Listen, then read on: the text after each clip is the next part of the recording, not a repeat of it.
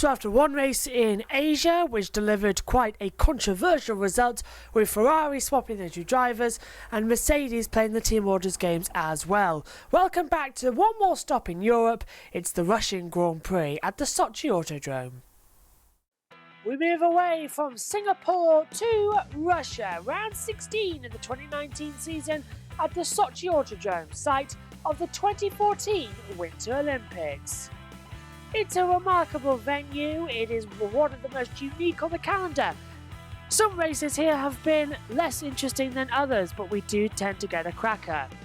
In terms of the calendar, it's stop number 16 on this 2019 calendar. 2 weeks' time and we're in Japan for the Japanese Grand Prix in Suzuka. Another 2 weeks and Mexico City will return as we start the final four races. Then a week later, we're in the United States with the American Grand Prix. 2 weeks later, mid-November, it's the Brazilian Grand Prix. And right at the end of November, and on the first day of December and Christmas, we get an early Christmas present ourselves. But we have to say goodbye to Formula 1 in 2019, the Abu Dhabi Grand Prix. In terms of the Drivers' Championship, well, Lewis Hamilton is dominating that one, 296 points to Valtteri Bottas on 231. Charles Leclerc and Max Verstappen are level on points, tied for third on 200. Sebastian Vettel, with that victory in Singapore, has closed that gap on 194 points. The battle now seems to be for second in the title if Valtteri Bottas starts to slip back. Pierre Gasly in the Toro Rosso, after switching back from Red Bull in sixth, and looks to hold that unless Carlos Sainz can jump up. He's only 11 points behind. Alexander Albon and Daniel Ricciardo are in a battle as well for ninth, and 10th as well goes to Danica Kvyat, who's tied with Nico Hülkenberg on 33 points. Everyone from Daniel Ricciardo down from Kvyat, Hülkenberg, Norris, Raikkonen, Perez are in a battle for 9th and 10th place in the championship. Lance Stroll, Kevin Magnussen are in a battle for 15th, Romain Grosjean is on 8 points, Antonio Giovinazzi is on 4 points after that top 10 finish in Singapore, Robert Kubica is still on 1 point, and George Russell, the only driver not to score. In terms of the Constructors Championship, Mercedes are dominating and are due to be crowned the champions in 2 races' time in what should be Mexico on 527 points, Ferrari on 394 and Red Bull on 289. It's the battle mainly between Renault, Toro Rosso, Racing Point and Alfa Romeo and Haas that we're all watching. That midfield incredibly close. Renault leading on 67 points, Toro Rosso 55, Racing Point 46, Alfa Romeo is 35 and the outside chance is Haas F1 on 26 points. 1 point though still is for Williams.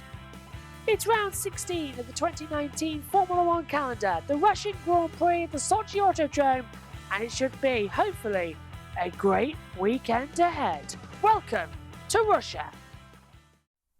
Hello everybody and welcome to your weekend preview, and as you can see we've upgraded the lighting this time out so we can actually see what's going on when we have to film this at night. So it's round 16 of the season, just 6 races left including this one in 2019. The title pretty much seems to be going to Lewis Hamilton for the 6th time, but after 8 classic races in a row we are looking forward to a possible 9th here at the Russian Grand Prix. However, last year's and 2017 weren't very exciting.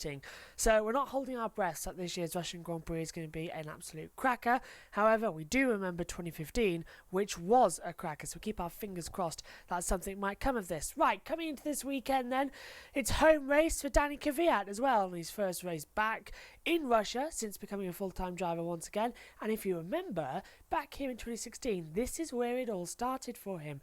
This was where he was nicknamed the Torpedo by Sebastian Vettel, and where he took him out not once but twice at turn 3 on the opening lap of the race. And of course the next race fired and set back to Toro Rosso. Now back, podium under his belt, a father as well, seems to be much more calm.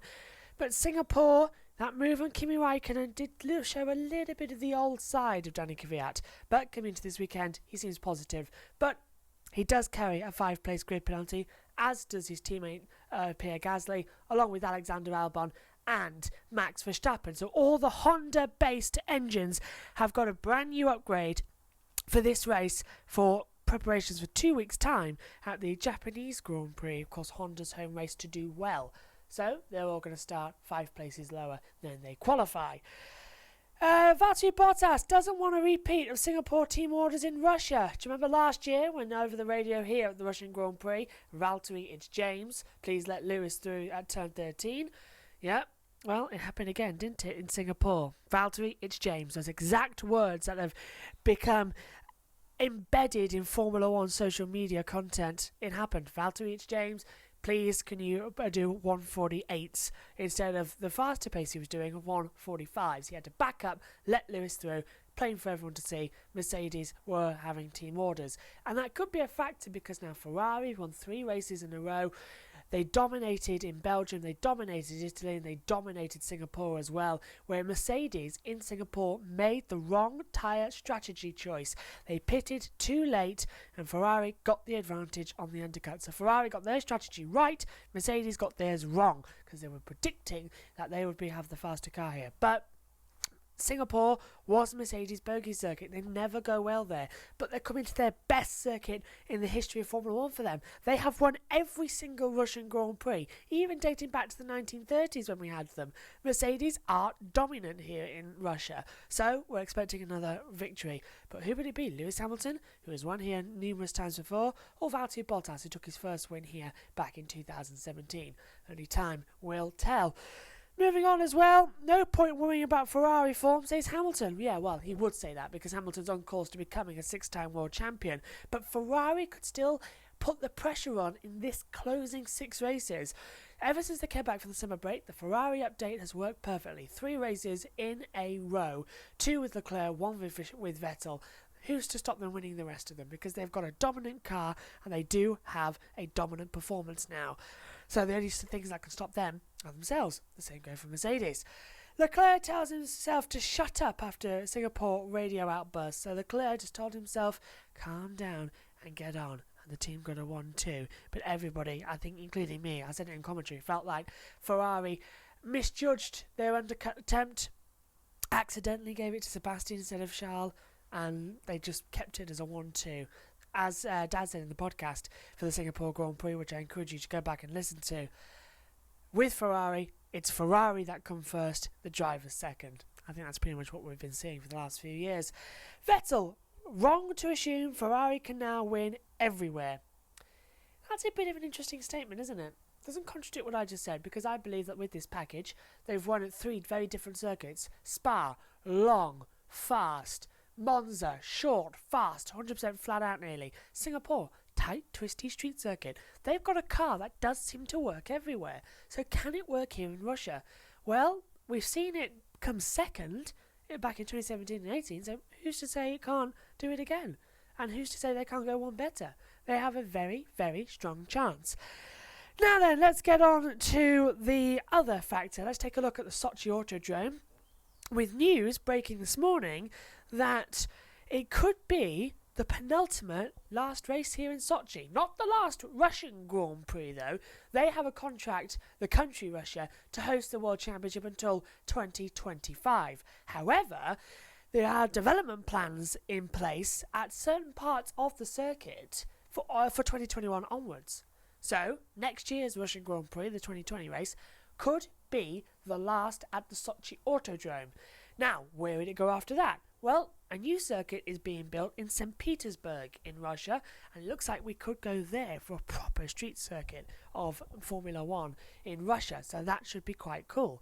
Now, what's going to happen with the Sochi Autodrome, you ask? Well, Formula E are already in talks about using the circuit in a similar way they use Mexico, of having half the track length and a short track race. It works well in Mexico, it might work here in Russia quite well. But what sections of the track do you use? Well, it'd be the start line, turn 1, 2, 3, and back around and take up the back. So, pretty much cutting out the long sweeping section past the ice rink, which could work, could give us some interesting racing.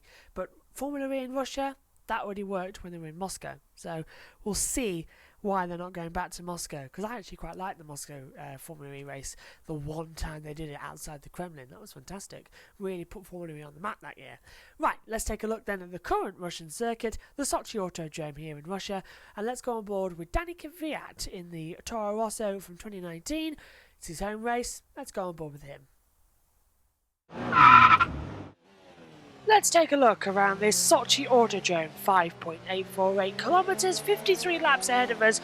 The first Grand Prix back in 2014, race distance 209.745 kilometres, and the lap record is a 135.861 set by Valtteri Bottas last season. Start the clock, head down now, the long sweep of a right-hand turn 1, open up the DRS in 8th gear and hurtle down towards the first real braking spot on the track, which is turn 2, past round the old Olympic flame.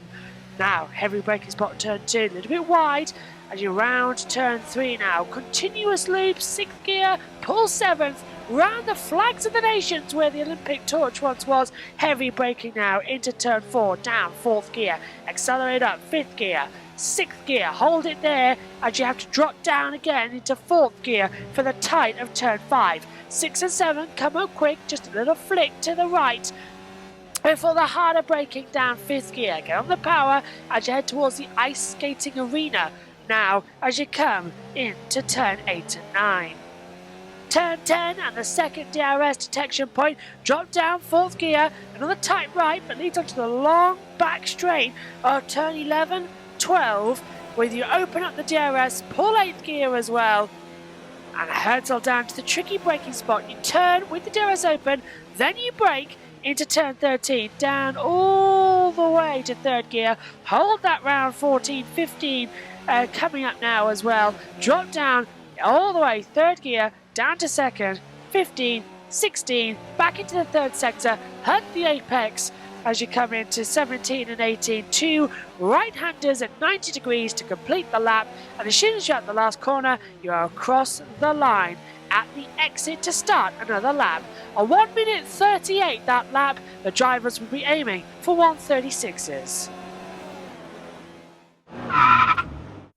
So let's give you the details for this weekend, then starting off with the session times for Formula 1. Free Practice 1 kicks underway on Friday, UK time 9 AM, that's until 10:30. I'll be taking you through Practice 2 as well, that's 1 o'clock till 2:30 on Friday. Saturday morning, 10 AM till 11 AM for Practice 3, qualifying underway at 1 PM until 2 PM on the Saturday, and the race very earlier time now. So you ready for this? The race on Sunday at 12:10 PM Sunday afternoon, so just in time for your Sunday lunch as well.